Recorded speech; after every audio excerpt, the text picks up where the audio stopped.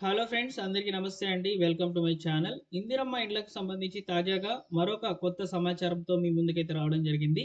ఇక్కడ నేను వివరించబోతున్నటువంటి సమాచారం ఏంటంటే, ఇందిరమ్మ ఇండ్లకు సంబంధించి ఇప్పటి వరకు మీరు లిస్టులలో వచ్చేసి ఇంటి నిర్మాణ పనులు గనక చేస్తూ ఉన్నట్లయితే, ఈ యొక్క ఇంటి నిర్మాణ పనులకు సంబంధించి ప్రెజెంట్ ఏమేమి జరుగుతుందని చెప్పి తెలియజేస్తూ ఒక ఆర్టికల్ అయితే పబ్లిష్ కావడం జరిగింది. ఆ ఆర్టికల్‌లో ఉన్నటువంటి ఇన్ఫర్మేషన్ నేను మీకు ఇప్పుడు షేర్ చేస్తున్నాను.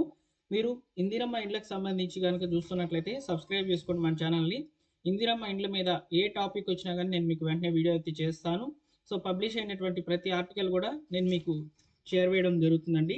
ప్రతిరోజు కూడా 4, 5 న్యూస్ పేపర్లు చూసి నేను మీకు వివరాలనేటివి తెలియజేస్తూ ఉన్నాను. సబ్స్క్రైబ్ చేసుకోండి. అలానే నా కష్టానికి మీరు ఒక లైక్ చేసినట్లయితే నాకు కొంచెం మోటివేట్‌గా అయితే ఉంటుంది. తప్పకుండా లైక్ చేయండి. సో, ఇక వివరాల్లో గనుక వచ్చినట్లయితే ఇందిరమ్మ ఇండ్లకు సంబంధించి ఈరోజు పత్రికాముఖంగా పబ్లిష్ అయినటువంటి ఒక ఆర్టికల్ అయితే నేను మీకు తీసుకొచ్చాను. ఇక్కడ మీరు చూసుకోవచ్చు. ఇందులో ఏం చెప్తున్నారో చూడండి. ఇందిరమ్మ ఇండ్ల నిర్మాణం స్లోగా అయితే ఉందని చెప్తున్నారనమాట. ఇది ఎంతవరకు నిజమంటే ఖచ్చితంగా ఒక 99% నిజమే అనమాట. ఇందిరమ్మ ఇండ్ల నిర్మాణ పనులు చాలా స్లోగా అయితే ఉన్నాయి.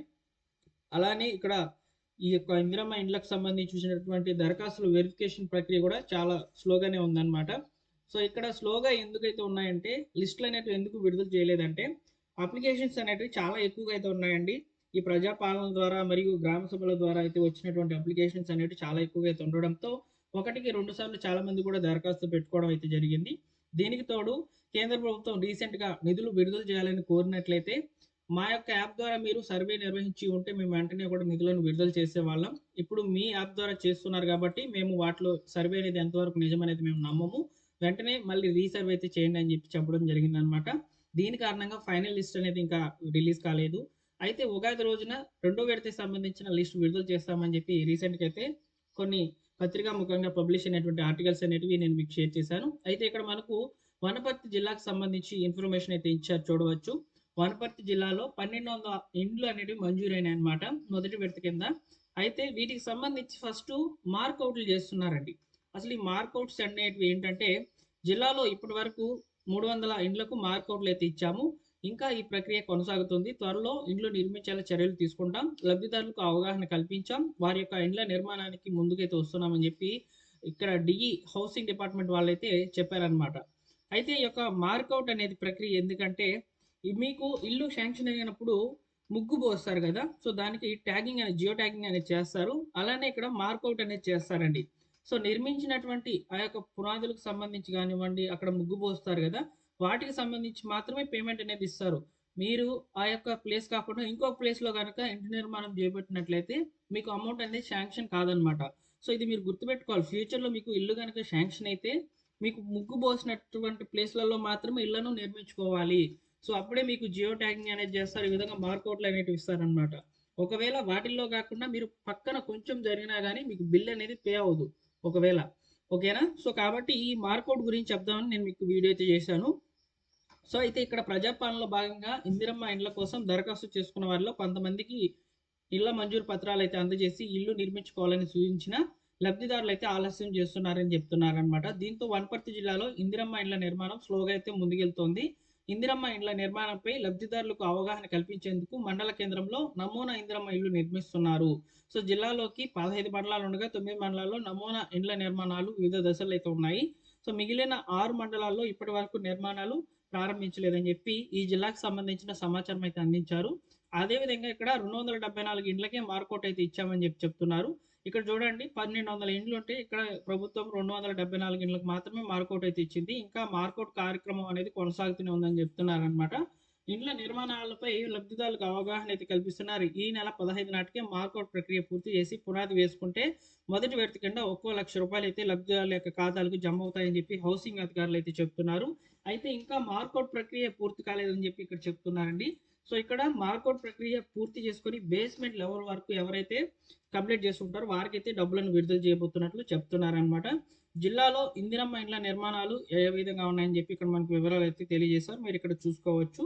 సో, కాబట్టి ఇందిరమ్మ ఇండ్లకు సంబంధించి ముందుగా ఇల్లు శాంక్షన్ అయితే సరిపోదు. ఆ నిర్మాణ పనులు కూడా స్పీడప్‌గా ఉండాలని చెప్పి చెప్తున్నారనమాట. ఇక్కడ L1లో ఉన్నటువంటి వాళ్ళకి సంబంధించి చెప్తున్నానండి ముఖ్యంగా. మీకు ఇంటి స్థలం అనేది కేటాయించినప్పటికి అంటే మీకు ఇంటి స్థలం అనేది ఉంటుంది. కాకపోతే మీరు ఇంటి నిర్మాణ పనులనేటివి వెంటనే చేసుకోవాలి అని చెప్తున్నారనమాట. సో లేనటువంటి పరిస్థితిలో తప్పనిసరిగా మీరు ఈ యొక్క ₹1,00,000 అనేటివి లేట్‌గా పొందేందుకు అవకాశం అయితే ఉంటుందని చెప్తున్నారండి. సో కాబట్టి ఇందిరమ్మ ఇండ్లకు సంబంధించి తాజాగా ఉన్నటువంటి సమాచారం అయితే ఇదేననమాట. సో ఈరోజు దాదాపు 4, 5 న్యూస్ పేపర్‌లు అనేటివి చూశాను. అందులో ఇందిరమ్మ ఇండ్లకు సంబంధించి ఈ సమాచారం అయితే రావడం జరిగింది. ఇకపోతే ఫైనల్ లిస్ట్‌లు ఎప్పుడు రావచ్చు?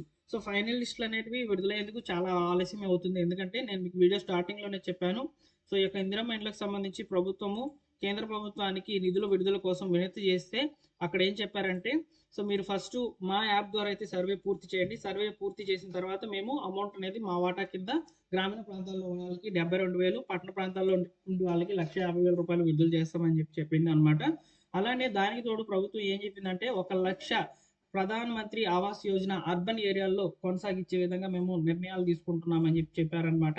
సో ప్రధాన్ మంత్రి ఆవాస్ యోజన పథకం ద్వారా 1,00,000 ఇండ్లు నిర్మాణాలు ఈ సంవత్సరం లోపల పూర్తవుతాయి. అంటే 2025, 26 లోపల అయితే పూర్తవుతాయని చెప్పి కేంద్ర ప్రభుత్వం అయితే అప్డేట్ ఇవ్వడం జరిగింది. అయితే ఇప్పుడు ఇందిరమ్మ ఇండ్లు అనేటివి సో ప్రభుత్వము ₹5,00,000 ఇస్తే ఇందులో సగం సగం కాదు. పట్టణ ప్రాంతాల్లో ₹1,50,000, పల్లె ప్రాంతాల్లో ₹72,000, 5,00,000లో ఈ అమౌంట్ అనేది ఈ యొక్క ప్రధాన్ మంత్రి ఆవాస్ యోజన పథకం ద్వారా వస్తే రిమైనింగ్ అమౌంట్ రాష్ట్ర ప్రభుత్వం అయితే భరిస్తుందని చెప్పారు.